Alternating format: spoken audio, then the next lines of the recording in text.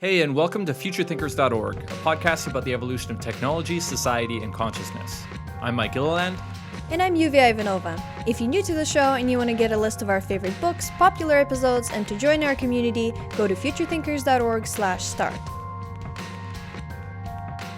Hey guys, welcome back to part 2 of our interview with Kevin Kelly, the founding editor of Wired magazine and author of the book The Inevitable. In this part, we focused on the future developments of AI, artificial intelligence, how it will interact with human consciousness, and future career paths related to AI. You can find all the links and show notes for this episode at futurethinkers.org/85 or in the description of this video. And if you haven't seen the first part yet, go to futurethinkers.org/84. A quick announcement before we start. Mike and I are working on designing some courses, and we'd like to get feedback from you guys on what you'd like to learn from us. So go to futurethinkers.org/courses and fill out our quick survey. It'll really help us out. Enjoy the episode! A lot of very intelligent people have been talking about the high chances of humanity becoming extinct this century. What do you think about that? Do you think that this is a high probability, and what are the things that could prevent it? I think it's extremely low probability about the level of getting hit by an asteroid. So if an asteroid hit the Earth, it would be pretty catastrophic. There's a small group of people, the B16 Foundation of scientists and astronauts who are tracking every single asteroid in the sky. They have calculations about when and if it could hit the Earth, and they have plans what to do if they detect one. I don't know, maybe there's 20, 30, 100 people in total. So that's good. We should fund them, but we shouldn't make policy. This should not enter into any of your plans at all, because the probability is so low that you can ignore it. It shouldn't affect how you make your career. If you have a business, you shouldn't be worried about whether there's going to be an asteroid impact. What will we do? Even if a government, it's just so low. And I would say the same thing about humans disappearing. It's possible, but it's so unlikely. It would be so difficult to happen unnoticed, and all of a sudden it's a probability that's not worth worrying about, other than, there should be 100 people worried about AI safety. We're concerned about that. But for most of us, this is not a probability worth paying attention to. I think you're an interesting person to ask that question to, because of all the different kind of areas of technology that you're looking at and how they're all independently growing and then how they all connect. And I think people who are really concerned with the future, very smart people, like you said, when you kind of investigate them a little more deeply, they seem to be very narrow and not looking at the broad perspective of how maybe we as humanity will solve some of these problems by the kind of unknowns of ways these technologies interact. One of the things about science fiction, which is a kind of future studies, it's a way of rehearsing the future. It's a way of making scenarios of what could be. Most of them are dystopian these days. So I can't even think of a single science fiction movie, other than Star Trek, perhaps, which is not on this planet, but of a movie on this planet where there's a future that you want to live in. It's like, oh, I want to live there. And that's because so it's very difficult to kind of imagine that. This also makes terrible movies because it'd be boring, right? So the conflict and drama comes from the dystopia. So that's what we get, because they're very good at telling stories. But I think it's important that we have a positive view of the future, because it makes it easier to kind of make it. But it is difficult to imagine a world in which we have ubiquitous AI and ubiquitous tracking and ubiquitous gene editing, and that's a future that we want to live in. But I think it's possible to articulate that. And the idea that humans will disappear, I think, if it's technological, what that doesn't really explain, that scenario doesn't explain, is why people work on this problem or how this comes about. There's this the thing about new technologies is that they have all these intermediate versions. They just don't appear. I mean, nothing appears fully and it works. I mean, you have years and years of incremental people trying, even like, VR, they're still trying version after version. It's not going to suddenly one day and then we have this perfectly working VR oasis everybody's in. You have years and years of the versions where it almost works and you get to think about it and you get to try it. And the problems are also, we have early versions of the problems. So there isn't this, so we have time to socially adjust to it.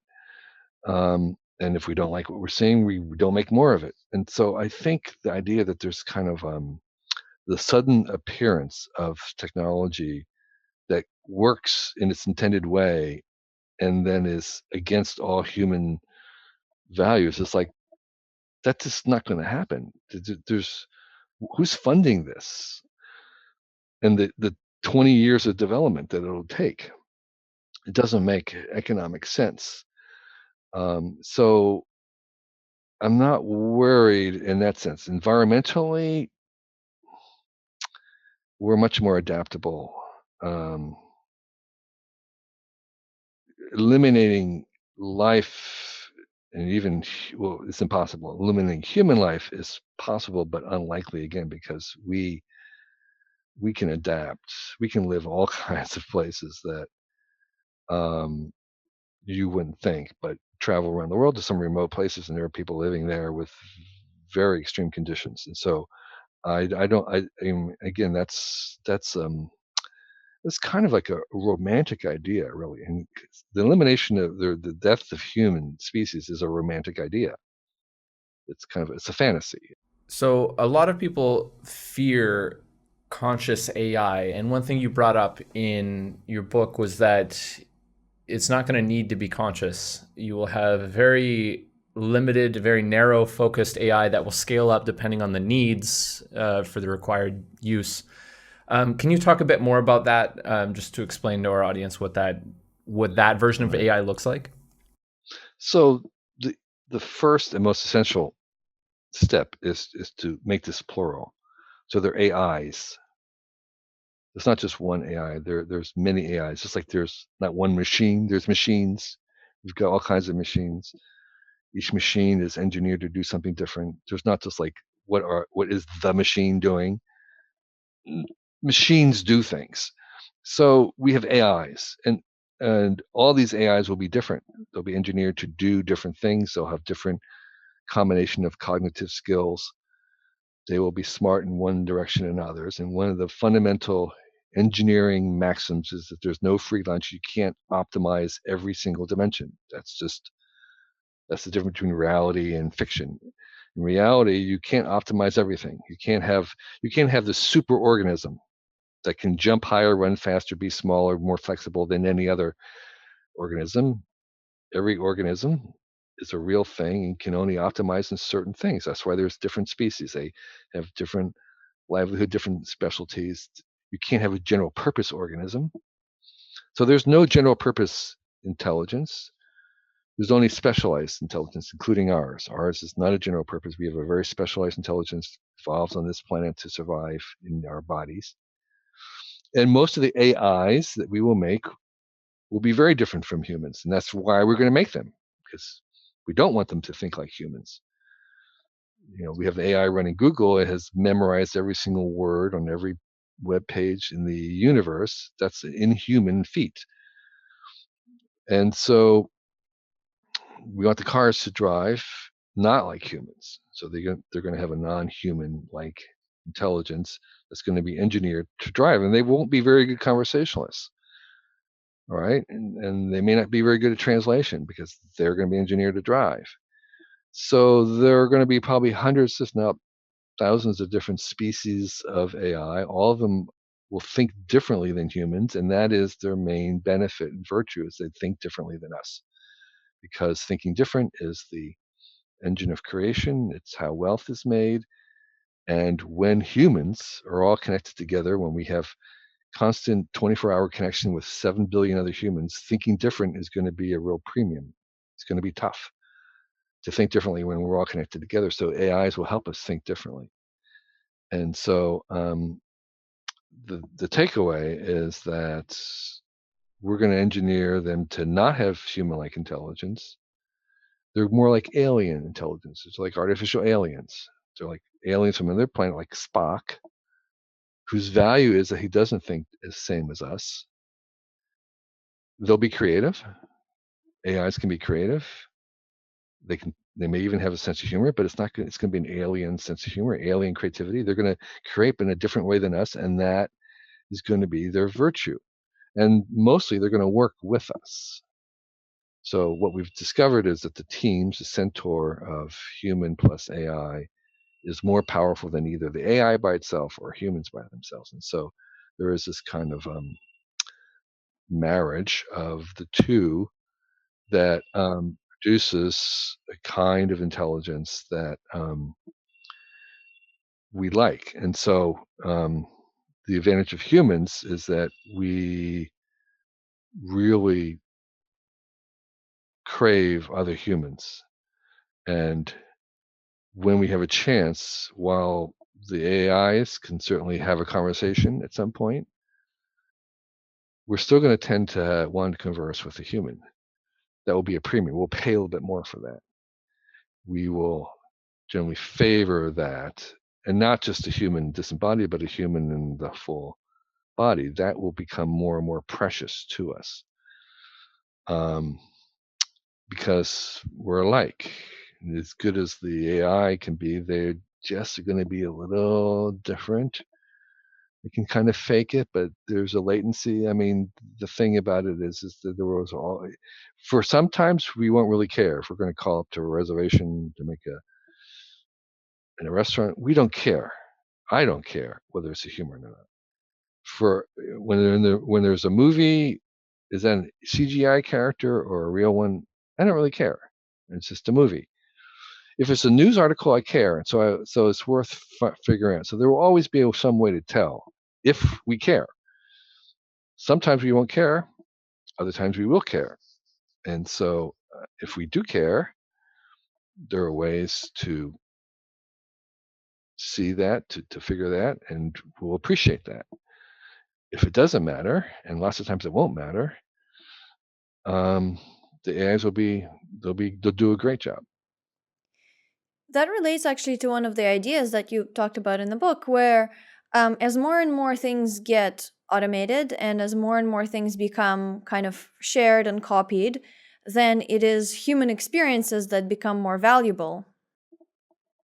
Yes, right. So one of the things you can't copy in a world where you can make copies very easily is a human experiences. And so that's one of the few things that aren't getting cheaper every year. They're getting more expensive. Things like, well, you can get music for free, but a concert, the prices of concert tickets continue to go up, or a four-star meal with a chef. Even things like babysitters, or the prices are rising higher, faster than the inflation, where everything else is getting cheaper. So travel, the kinds of travel experiences where you go and you have this full 3D embodied smells and the whole thing, that will continue to become a premium experience. People willing to pay a lot of money for that. So yes, I think that when most things are becoming commodity and cheaper, that experiences, particularly in reality, real life experiences with humans, become one of the most precious things that we'll have, which is good news for people who want to work with other people, for people who like to make human experiences. That's good news because they'll have a job for a very long time. Yeah. And so do you think that there's something uniquely human that can't be replicated by AI or AIs? The first thing that can't be replicated are all the things together at once. So I think you'll be able to replicate and optimize individual things. As I was saying, you can, we can engineer things. So like, Google's already, their memory of Google is better than your memory already, but it can't do all these other things too. So what we can't optimize is that kind of holistic package of everything together in one thing. But we can have different AIs that can be better than humans in its individual dimension. So uh, the one thing that humans can do that no AI can do is to offer all those things together in one package. One of the things that I think is going to be a very, very long time is like a sense of humor. So yes, I think AIs will tell jokes. They'll be funny, but they'll have a slightly different sense of humor than us. So, that's actually been a cartoon or a joke in the science fiction community is the ability of a AI to tell a joke that people would find funny. So, um, I think asking questions is something that for at least a couple of generations, humans will be better at than AI. AIs, if you want a good answer, you ask a machine. If you want a good question, you hire a human. That's Okay, an excellent. so I think for the while, and right now AIs don't ask questions because they don't have common sense. They don't know. They don't have a big enough context. That's going to be a long time in coming, but it will come. And but asking really good questions is something that I think humans will be superior for a while, but not not over long term. But when they do ask questions, they're not going to ask them in the same way that we ask them. We would feel more comfortable um, with a human question just because our minds will think similarly. So that's the thing I want to emphasize is the AIs can do and achieve these things, but their minds are working differently because they're on silicon. They're not in the analog wetware, which means that there is a difference. There's a qualitative difference. And we, being humans, are very attractive to minds that think just like us. It's kind of like it's why people of the same nationality hang out because there's a little bit of this kind of like you've got this thing, you make a joke, they understand exactly right. There's no extra effort. And so there'll be these smart beings all around, just like you're going into the bar scene in Star Wars. There's all these other species. They're all intelligent. They can ask questions and stuff, but you're going to probably want to hang around with other humans. And so that becomes an advantage. One of the professions of the world could be like an AI curator. Yes. So a person that is creating like an immersive experience out of different kinds of AIs for other people. I think very soon we'll have AI whisperers, which are people who kind of can talk to and understand an AI. Oh yeah, like So like ask the right questions. the dog whisperer, the horse whisperers who kind of just intuitively understand. And so they're kind of like, and then there will also be psychologists and psychiatrists for AIs because they will have very similar mental issues, and you'll bring in this AI mental health expert because your AI is like acting really, really weird, and nobody AI knows what you're. shaman. Yeah, the AI shaman. So yeah, so there will be, and there will be, people who have maybe autistic people who have some affinity to the way that the machine intelligence is working, and they can kind of be the in-between person. Um, and there will be other people who, or just collaborate really well with AIs, and they just sort of work together. Maybe they don't even understand them very well, but they're kind of like they're just partners, and they compensate for some reason to creatively compensate for each other, and they're the centaur team that produces paintings or new music. Yeah, we already do this. I mean, there's a very primitive version of this. So when Mike and I are doing design, we use this one program that helps you choose color palettes. And we set the colors and like the starting colors, and we choose what we like, but then we let it generate more combinations, and Sure. then we're like, oh, we like that one, we like that one. But Yeah. they could go, of course, much further. They could Yeah. do the actual design in iterative designs, fully rendered. Yeah. So that's where we're going. Alexa just woke up. Um, so yeah. So I think, and then there's the repair people. I mean, I think there's a huge job in keeping these things going, and just from the mechanics, just to keep them up, doing software updates. I think there's a whole career industry of people, just like we have people maintaining cars.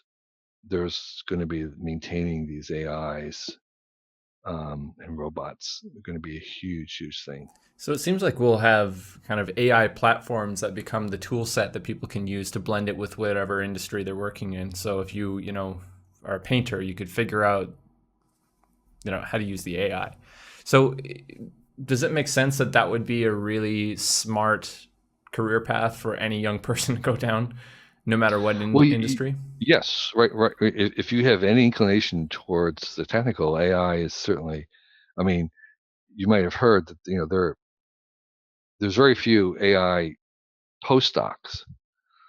They're hired long before they ever make it a postdoc. So a lot of the academics are complaining that no one's getting their doctorate degree, and because they're just hired sometimes even before they finish their bachelor's degree at you know 6, even 7 figures. So it's like totally insane. Um, but even you know uh, with not even that, if you can buy AI right now, and this is one of the things I'm saying, is that AI will be like electricity of the future, where it's a commodity, it's served out on the cloud, on the grid. You can right now go into AI, go into Google, get into Tensorflow, and you can start messing with it, and you'll learn more in 6 months fooling around with AI that you can purchase, and you'll become an expert. I mean, there are no AI experts right now. Everyone's just trying to figure this out, and so it's not difficult to actually very, very quickly have more knowledge than 0.1% of the entire planet, just by fooling around with AI that you can purchase on through Microsoft or IBM or Google. It's very cheap. It's you can buy AI to do image processing. I mean, you can do so much with it just right now, just buying, filling, playing around with it, like you would be experimenting with electrical stuff in your basement. You can be experimenting with AI, and you would gain more knowledge and more valuable career reputation than going to school. Hmm. And you mentioned TensorFlow. Is that one you would recommend starting with? The TensorFlow has become kind of one of the default, we'll call it a language platform. In fact, Google is now making chips where the TensorFlow chips. There's enough of it that Google's making its own AI chips, and the TensorFlow came from Google, and so it's becoming robust enough that they've embedded it into chips, the TensorFlow architecture. Cool. And it's becoming a little bit kind of the default framing for a lot of the neural net AI. And there, since we're getting technical, I just want to emphasize that all the advances, all the stuff we've heard about AI these days, has come from only one type of possible AI. So we have in our own brains, we don't have a single dimension of intelligence. We have multiple kinds of intelligences. We have multiple kinds of cognition. One of the kinds of cognition that we have is called perception. It's tied with our eyes and ears, and it allows us to recognize patterns. It's how we see faces. It's how we recognize where we're going. And the neural nets, which are kind of imitating some of the structure of neurons, in silicon. The neural nets are what all the AI that's being done today that you see examples of, including the driving cars. It's all relying on that one type of computation called neural nets, deep learning neural nets. There are layers and layers of these neurons connected together, and once they get some answer, they send it up to the next layer. The next layer parses a little bit more, so they have maybe 10 deep, and that is called the deep learning neural net. And almost all the AI today is being done on that. And besides needing a parallel processing chip, which turns out that the video game chips were the main one that they discovered how to do this. The other requirement that besides this parallel chip that the GPUs, the game chips were made for, the second thing they needed was huge amounts of data. You had to train these with millions of examples. It's the only way they worked. So that wasn't possible till 5 years ago when people like Google and Amazon and others had these huge data sets. They had millions of examples of all kinds of things. And so that's what was used, that is what's used to train the neural nets, is you have a million examples of a million pictures labeled cat and a million pictures labeled a dog. And then you could teach this how the difference between a cat and a dog. So to drive down the street, you need to have like a million examples of streets. Well, Google has that. They've got the Google Earth. And so that's what they're using to train the neural nets in the self-driving cars. The reason why I mention that is that that's not the only way to learn. That's just one way. And out of all the kinds of cognition we have in our brain, perception is just one of them.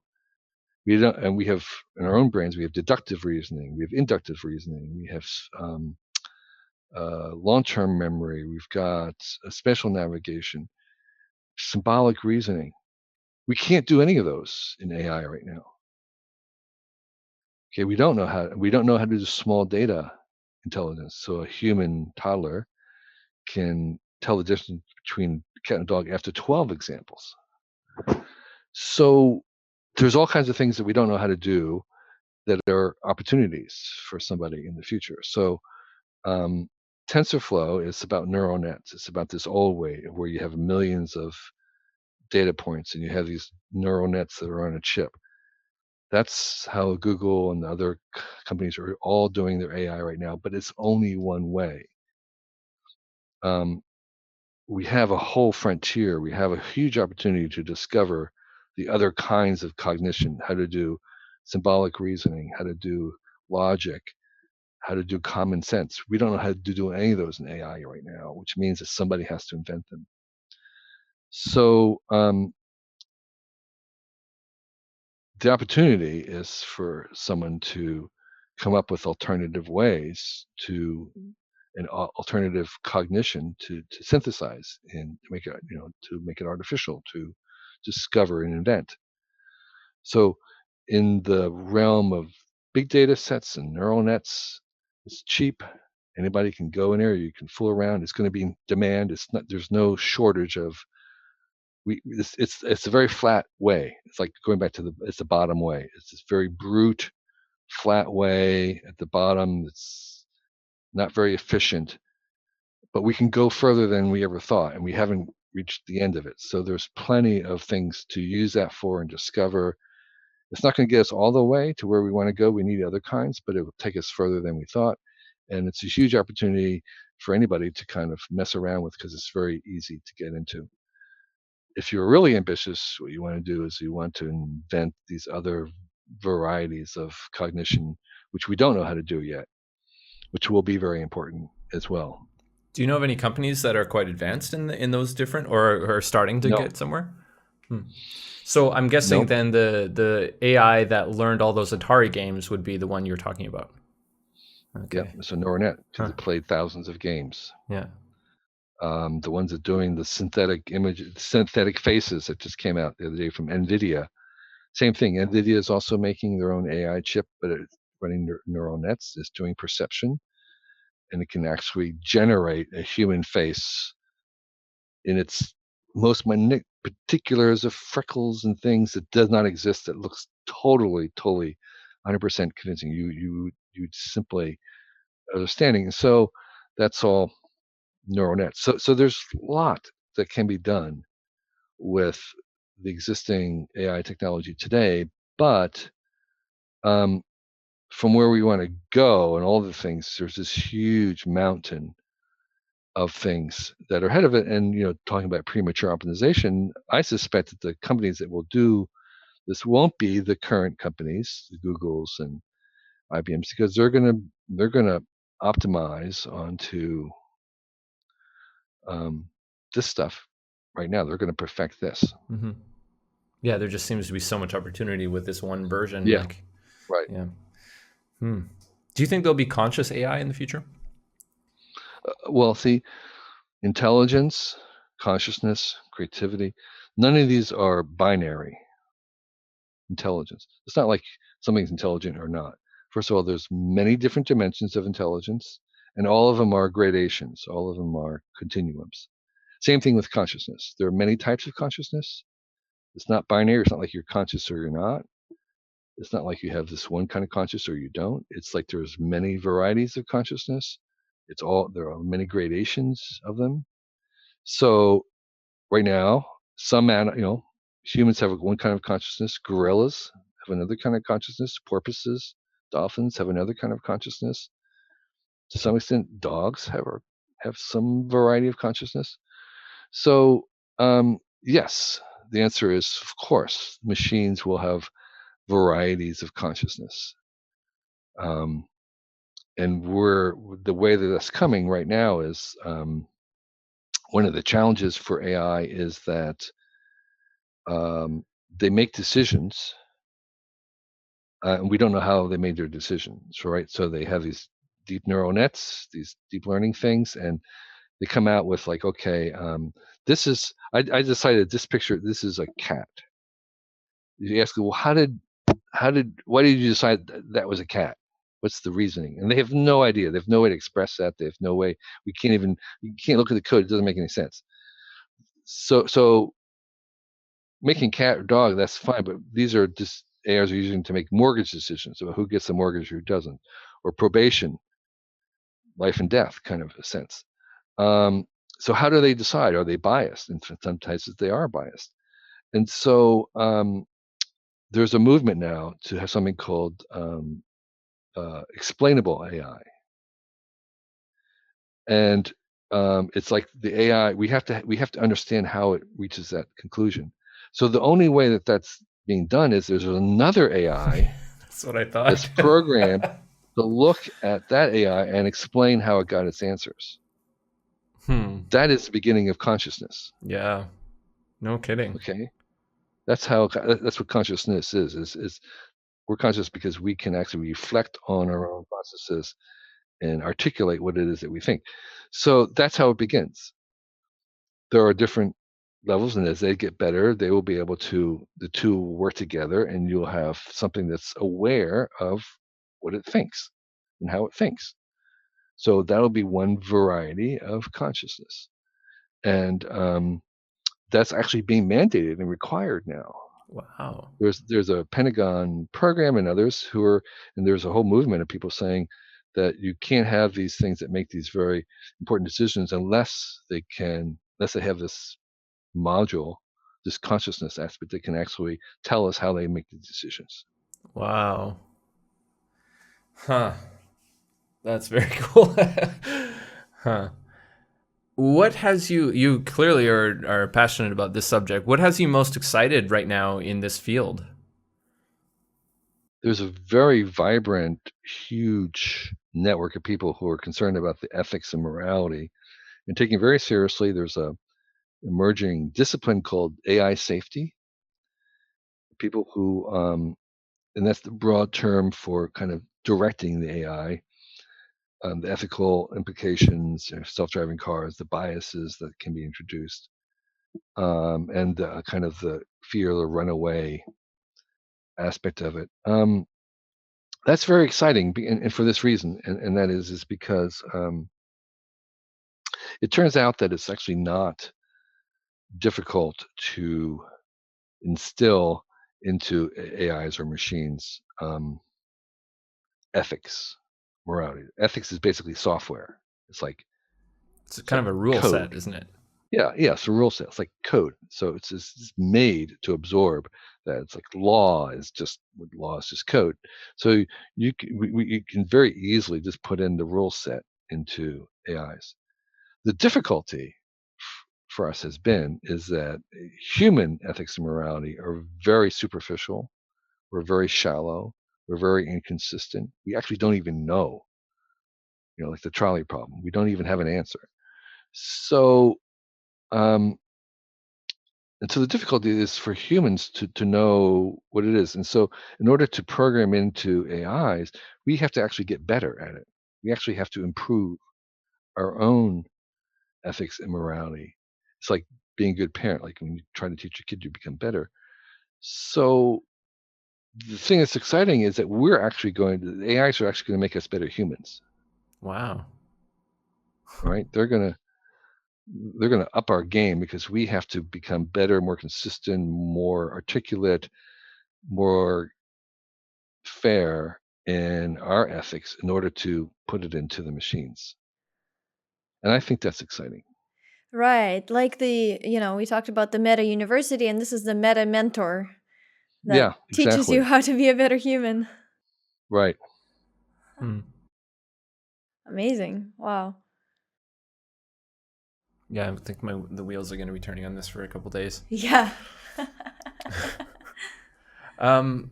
Before we kind of round the bend on this interview, I'd like to talk a bit about decentralization and what society looks like in a decentralized format.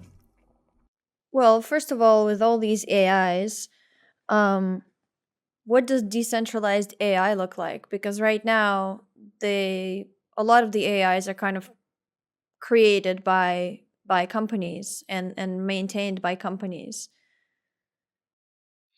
Yeah, it's a good question because I think a lot of the AI, if it becomes a service utility, will not be centralized.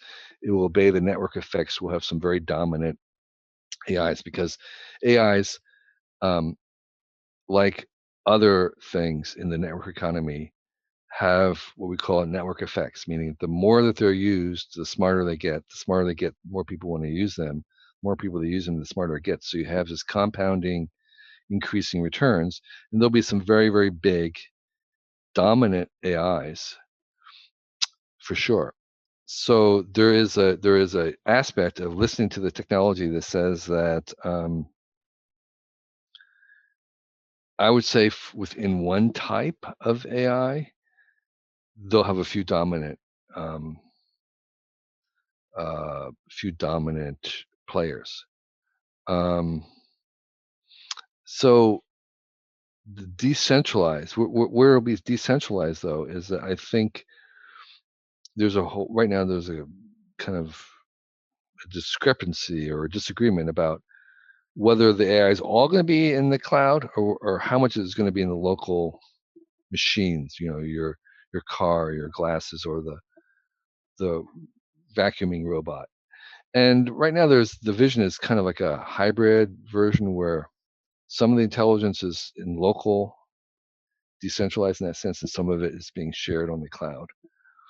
And because really, it's the cloud that makes things smarter and smarter. I mean, the whole point of an AI is that unlike human, it can learn from all the other Roombas, right? So if every Roomba is learning, and then you just share what every Roomba learns, then you have this. That's the sharing world. That's the collaboration that's possible, where you have aggregate learning. You're learning in a community, in a network learning. It's like very, very powerful. That comes because there's cloud, but it doesn't have to be all the time. It could be half connected sometime, so forth. So um, there is an opportunity for the decentralization and that kind of local aspect. There's also a chance for decentralization in the varieties of AI. Again, if you um, it's the niche, right? So like it doesn't. We don't. There'll be advantages to having different ways of thinking, and so they could be decentralized. But I think more realistically, what I'm guessing the decentralization might come from is kind of the AR world, the world in where we embody this AI. So the AI is abstract, it's kind of intelligence, it's flowing. It's not really useful to us unless it is brought into the world in some way through a device like a robot or through some interface where we get to interact with it in some ways. In the movie Her, it was just an earpiece and it was just something whispering in your ear. But there are other ways that this AI can that we can interact with that intelligence. And I think it's going to be the AR world, the world of the mixed reality world, where it'll understand our gestures. We can listen to it. Maybe there's avatars that we can interact with. And that world, the 3D represented world, wants to be decentralized. It's kind of like the internet because it's all the local, your house probably will be the information, the scan of that house is probably something that you want to control, or maybe you serve up inside your house is sort of something that you want to fit into the rest of the world, but you want to have in some ways some control over that. So I think the manifestation, I think there may only be, you know, few companies making AIs, but I think the manifestation of that will be decentralized. And there's some opportunity for us to decentralize what's the word I want? The manifestation of that intelligence. The intelligence alone is just disembodied and will probably obey the network effects, but the interaction of the AI is something that can be decentralized. So it's sort of like, yeah, electricity is flowing, it's made in a couple places, but all the motors that run it, all the devices that consume it are not owned by the same. Those are decentralized in that sense. Do you worry about censorship being a problem when a couple of entities control access to everything and people don't own anything themselves? If somebody speaks out against the government and then the government is lobbying this company and they say, hey, okay, shut down this person's access. Yes, that will be a problem. And one of the things that we've sort of realized in the past 5 years is that these institutions like a Google and Facebook are quasi-governmental institutions. They have reached or they have grown to the point where they have many of the attributes of a government, yet they're corporations. And we don't have a good conceptual fit for them. We don't have good ways to regulate them. We don't know what they are yet. We haven't really kind of absorbed or reckoned with the fact that we have these quasi-governmental institutions that have taken a lot of the things that governments used to do, and now they probably have to act in that way. And we're set up as corporations, and so we're at a kind of a disjointed moment. So I think in the long term, these platforms will probably probably have to have a new category for them. They're more than corporations, they're more than governments, they're these other things, these are platforms, and then we will have to evolve a set of rules for them, including this question about censorship, because censorship was much more of a kind of the laws of in our world, in our country, about censorship all had to do with government censorship. There was no sense of censorship from individual companies. They weren't even they weren't even in the picture. The legal protection against censorship was all about government. So if these are kind of new forms of government, then we kind of have to have some new understanding, shared understanding with them about what's their rights and responsibilities. Do we want them to censor certain things like hate speech or nothing? Or what do we want? And the answer is we don't know right now. We don't have. We haven't yet figured out what it is because we don't know to what extent we want them to act as a government. And that's so yes, I think that's something we're in the process of trying to figure out. Do we want them? It seems like we started earlier talking about governance and future forms of governance. Maybe this kind of more agile model of technological kind of quasi-governmental entities is how we can test these different governance models, and we can see how much censorship is too much or not enough. Because if on one hand you can have like the dark web where almost nothing is censored, and then on the other hand you have some sort of totalitarian Chinese social score system where you could be censored for saying the wrong thing. Sure. Where's the happy Yeah. middle? Yeah. I mean, you could see that as a rehearsal for something. And maybe that is one way to think about it. At the same time, um, do we want those companies and their unelected officials to act as a government, and that we don't. I mean, I don't know. I don't know myself what my own Yeah. opinion about that is. Yeah. Do we want Jeff Bezos in charge of our global food supply? Do we want Well, Zuckerberg or deciding how we communicate? even if we just even if we just keep it to censorship, that's a good question. Should these people decide what we say or not say? And in some cases, we do want that control. We don't want hate speech, or do we? Should we allow that? I mean, should they be the one deciding what it is or not? So, uh, but I think for me, what I think we shouldn't do is penalize them for trying something or not trying something, whatever it is, as a moral failure, which is I think is what's going on right now. Right. It seems like some sort of hybrid model might be very valuable, where you have a combination of elected officials, sort of, experts, governance experts, and then the technologists who actually build the platform, and then the people who use the platform that also have a say. Yeah, I think anybody who touches it should have some right and responsibilities, some stakeholding in it.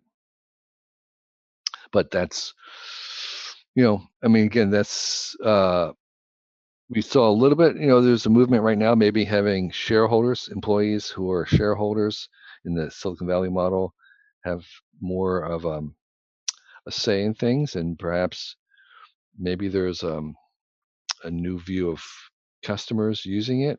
Um, so remains to be seen. We could kind of imagine different models being tried.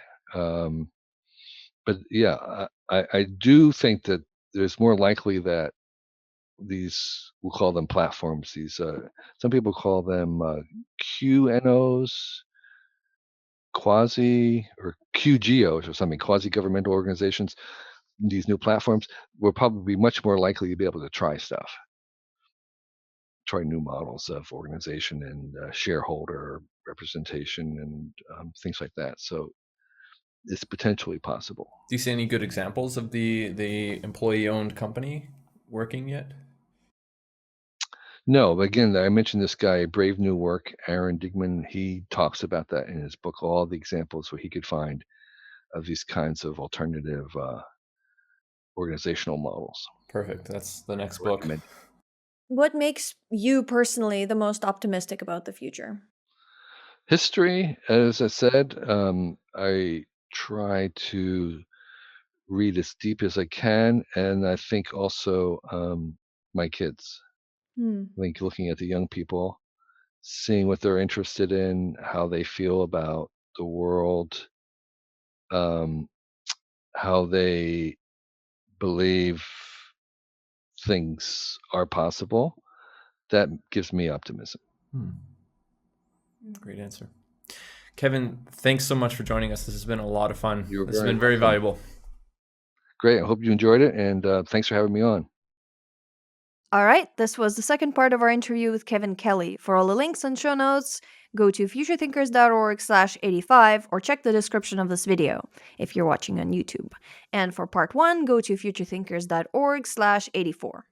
And if you want to stay up to date with our latest episodes, blog posts, or news from Future Thinkers, join our mailing list at futurethinkers.org/mailing list.